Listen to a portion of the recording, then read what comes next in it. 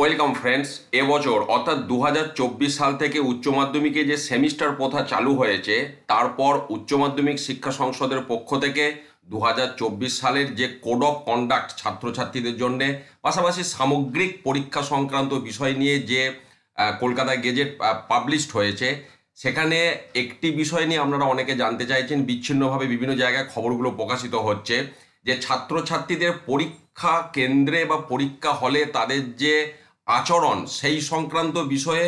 25 দফা কিন্তু গাইডলাইন দিয়েছে উচ্চ মাধ্যমিক শিক্ষা সংসদ। আমি সেই বিষয়ে আলোচনা করব এই ভিডিওতে।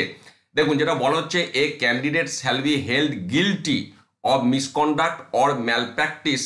ইফ হি সি বলে 25 দফা এখানে বলা আছে। অর্থাৎ তাকে দোষী বলে সাব্যস্ত করা হবে বা প্রয়োজনে তার পরীক্ষা বাতিল করা হতে পারে যদি নিম্নলিখিত কোনো একটি বা একাধিক ঘটনা সেই স্টুডেন্ট ঘটিয়ে থাকে পরীক্ষা চলাকালীন। প্রথমে এ পয়েন্টে যেটা বলা হচ্ছে, সোজা কথায় যাকে আমরা বলি, যদি সে টুকলি করে, অর্থাৎ বইয়ের কোনো পাতা বা কোনো নোট যে সাবজেক্টের পরীক্ষা হচ্ছে তার সাথে রেলিভেন্ট তেমন যদি কোনো নোট বা কাগজ তার কাছে দেখা যায়, যেটাকে আমরা সহজ ভাষায় টুকলি বলে থাকি, সেটা যদি করে সেক্ষেত্রে তাকে দোষী বলে সাব্যস্ত করা হবে। বি পয়েন্টে বলা হচ্ছে, কোশ্চেন পেপারে যদি উত্তর লেখে সেক্ষেত্রেও তাকে দোষী বলে সাব্যস্ত করা হবে। আমি শুধু পয়েন্টগুলো এবার বলে যাচ্ছি।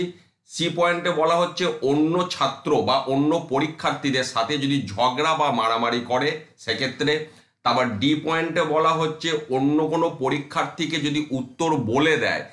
বারবার যদি একই ঘটনা ঘটায়, সেক্ষেত্রেও তাকে দোষী বলে সাব্যস্ত করা হবে।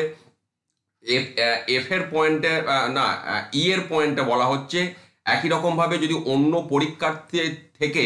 উত্তর জানার চেষ্টা করে, বারবার যদি উত্তর জানার চেষ্টা করে, কাউকে বিরক্ত করে, সেক্ষেত্রেও তাকে দোষী বলে সাব্যস্ত করা হবে। এফ এর পয়েন্টে যেটা বলা হচ্ছে, পরীক্ষা হলের ভিতরে বা বাইরে কারোর জন্য উত্তর জানার জন্য যোগাযোগ করলে, কারোর সাথে, অর্থাৎ পরীক্ষার হলের ভেতরে বা অনেক সময় বাইরে গিয়ে উত্তর জানার জন্য যদি কারোর সাথে যোগাযোগ করে, সেটা কোনো অন্য পরীক্ষার্থী হতে পারে বা অন্য কোনো ব্যক্তি হতে পারে, সেক্ষেত্রেও তাকে দোষী বলে সাব্যস্ত করা হবে। তারপর যেটা বলা হচ্ছে, জি পয়েন্টে উত্তরপত্রে বা ওয়েবার শিটে নিজের তথ্য ভুল যদি লেখে, অর্থাৎ রেজিস্ট্রেশন, রোল ইত্যাদি যেগুলো লিখতে হয়, বা যদি বিকৃত তথ্য দেয়। তারপরে এইচ এর পয়েন্টে যেটা বলা হচ্ছে, পরীক্ষার সাথে যুক্ত কোনো আধিকারিক, তিনি যে পোস্টই হন না কেন, তার কাজে যদি বাধা দেয় বা তার সাথে যদি অশোভনীয় আচরণ করে, সেক্ষেত্রেও তাকে দোষী বলে সাব্যস্ত করা হবে। আই এর পয়েন্টে যেটা বলা হচ্ছে, ইনভিজিলেটরকে যদি ঘুষ দেওয়ার চেষ্টা করে, বা ইনভিজিলেটরের সাথে এখানে যে শব্দটা ব্যবহার করা হয়েছে, ইললিগ্যাল গ্রেটিফিকেশন, অর্থাৎ তাকে যদি কোনোভাবে প্ররোচিত করার চেষ্টা করে, যেটাকে অন্য ভাষায় ঘুষ বলা হয়, তেমন যদি কিছু ঘটানোর চেষ্টা করে যারা পরীক্ষার সাথে যুক্ত বা ইনভিজিলেটর, তো সেক্ষেত্রেও কিন্তু দোষী বলে সাব্যস্ত করা হবে। যে এর পয়েন্টে যেটা বলা হচ্ছে, পরীক্ষা সংক্রান্ত সমস্ত নির্দেশ না মানলে, সেটা হলের মধ্যে হোক বা হলের বাইরে হোক, এখানে অনেক কথা বলা আছে, যেমন তার মধ্যে সিটিং অ্যারেঞ্জমেন্ট, বা যদি কিছু ড্যামেজ, কোনো সম্পত্তি, স্কুলের যদি কোনো সম্পত্তি নষ্ট করে পরীক্ষা কেন্দ্রের, এই সমস্ত যদি নির্দেশ বা যেগুলি আছে সেগুলি না মানলে, সেক্ষেত্রেও তাকে দোষী বলে সাব্যস্ত করা হবে। কে এর পয়েন্টে যেটা বলা হচ্ছে, উত্তরপত্র জমা না দিয়ে যদি কেউ বাড়ি চলে যায়, সেক্ষেত্রেও। এল এর পয়েন্টে বলা হচ্ছে, পরীক্ষা চলাকালীন যদি প্রশ্নপত্র নিয়ে বাইরে যায় বা উত্তরপত্র নিয়ে যদি বাড়ি চলে যায়, সেক্ষেত্রে। তারপর এম এর পয়েন্টে বলা হচ্ছে, নির্দিষ্ট সময়ের পূর্বে যদি পরীক্ষা কক্ষ যদি পরিত্যাগ করে, একটা নির্দিষ্ট সময় বলে দেওয়া থাকে প্রত্যেকবারই, এটা আমরা জানি যে হয়তো 1 ঘন্টার আগে পরীক্ষা কেন্দ্র পরিত্যাগ করা যাবে না, বা এক্সামিনেশন রুম পরিত্যাগ করা যাবে না, কিন্তু যদি তার আগে চলে যায়। আচ্ছা, তারপরে যেটা বলা হচ্ছে, এন এর পয়েন্টে, উপস্থিতির স্বাক্ষর না করে যদি কোনো পরীক্ষার্থী চলে যায়, সেক্ষেত্রেও সেটা বাতিল বলে গণ্য করা হবে। ও এর পয়েন্টে যেটা বলা হচ্ছে, ভুয়ো অ্যাডমিট কার্ড বা ভুয়ো পরীক্ষার্থী যদি ধরা পড়ে, সেক্ষেত্রে। তারপর পি এর পয়েন্টে যেটা বলা হচ্ছে, উত্তরপত্র বা ওএমআর এর নিজের পরিচয় সংক্রান্ত যদি কোনো তথ্য লেখে, অর্থাৎ যে সমস্ত তথ্যগুলি লিখতে হবে, রোল, রেজিস্ট্রেশন ইত্যাদি, সেগুলির বাইরে যদি এমন কোনো তথ্য লেখে যাতে পরীক্ষার্থীর পরিচয় জানা যাবে, সেক্ষেত্রেও কিন্তু তার উত্তরপত্র বাতিল হবে। তারপর কিউর পয়েন্টে যেটা বলা হচ্ছে, উত্তরপত্রের সাথে যদি কেউ টাকা সাঁটিয়ে দেয় বা টাকা দেওয়ার চেষ্টা করে অ্যান্সার স্ক্রিপ্টের সাথে, সেক্ষেত্রেও বাতিল বলে গণ্য হবে। আর এর পয়েন্টে যেটা বলা হচ্ছে, উত্তরপত্রে যদি কোনো অশোভন লেখা থাকে বা যদি কোনো অশোভন চিত্র থাকে অথবা যদি কোনো রাজনৈতিক স্লোগান থাকে, যেটা নিয়ে অনেকেই আপনারা আলোচনা করছেন, পরিষ্কার বলা আছে পলিটিক্যাল স্লোগান যদি থাকে সেটা উত্তরপত্র বা ওএমআরে সেক্ষেত্রেও বাতিল হবে। এসের পয়েন্টে যেটা বলা হচ্ছে, উত্তরপত্রে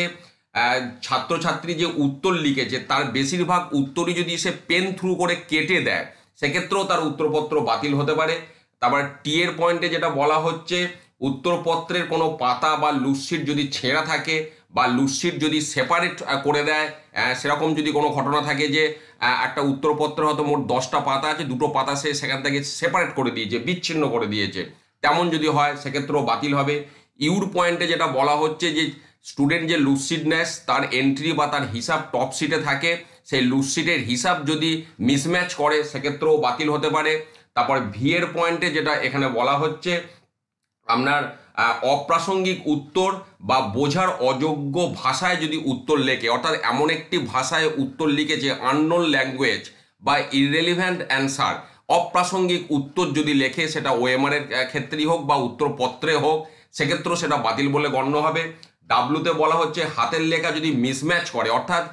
দেখা যাচ্ছে স্টুডেন্ট টোটাল যত উত্তর দিয়েছে 2-3 রকমের হ্যান্ড রাইটিং দেখা যাচ্ছে বা 2 রকমের হ্যান্ড রাইটিং দেখা যাচ্ছে, একাধিক যদি হ্যান্ড রাইটিং হয় যেটা একটার সাথে একটা মিসম্যাচ করছে, অথবা উত্তরপত্রে যদি হোয়াইটনার ব্যবহার করে সেটা অ্যান্সার স্ক্রিপ্ট হোক বা ওএমআর সিটে হোক সেক্ষেত্রেও কিন্তু উত্তরপত্র বাতিল হতে পারে বা তাকে দোষী বলে সাব্যস্ত করা হবে। এক্সের পয়েন্টে যেটা বলা হচ্ছে, রেগুলেশন 18 যদি না মানা হয়, রেগুলেশন 18 মানে হচ্ছে কোনো প্রকার ইলেকট্রনিক ডিভাইস নিয়ে পরীক্ষা হলে আসা যাবে না, ইভেন ক্যালকুলেটর পর্যন্ত কিন্তু এবছর বারণ করে দেওয়া হয়েছে। আমি দরকার হয় এখানে 18 নম্বর পয়েন্ট একটু দেখিয়ে দিচ্ছি, বার টু ইউজ ইলেকট্রনিক ডিভাইসেস, এর মধ্যে ক্যালকুলেটরটা এখানে বিশেষভাবে মেনশন করা আছে, তার সাথে AirPod, digital electronic gadget, smart watch ইত্যাদি এই সমস্ত নিয়ে পরীক্ষা কেন্দ্রে আসা যাবে না। আর শেষকালে ওয়াই পয়েন্টে যেটা বলা হচ্ছে, attempts to violate any other provision of these regulations, অর্থাৎ এই যে যেটা বলা হচ্ছে, যেটা আমি একটু আগেই বললাম, কলকাতা গেজেটে 21শে আগস্ট 2024 যেটা কোড অফ কন্ডাক্ট স্টুডেন্টসদের বা নতুন যে সেমিস্টার সিস্টেম পদ্ধতির যে আচরণ বিধি এখানে বিভিন্ন ক্ষেত্রে পাবলিশ করা হয়েছে, এর যদি কোনো একটা প্রভিশন ভায়োলেট করে স্টুডেন্ট পরীক্ষা হলে, যেটা তার সাথে সম্পর্কিত ওই মুহূর্তে, তেমন যদি কোনো আচরণের মধ্যে যদি তেমন কোনো পরিলক্ষিত হয় সেক্ষেত্রেও তাকে দোষী বলে সাব্যস্ত করা হবে। তো মোটামুটি এই 25 দফা, 19 নম্বর পয়েন্টে 25 দফা এখানে বলা হয়েছে, যেগুলি ছাত্রছাত্রীদের ক্ষেত্রে কঠোরভাবে মেনে চলার নির্দেশ দেওয়া হয়েছে যাতে তারা এই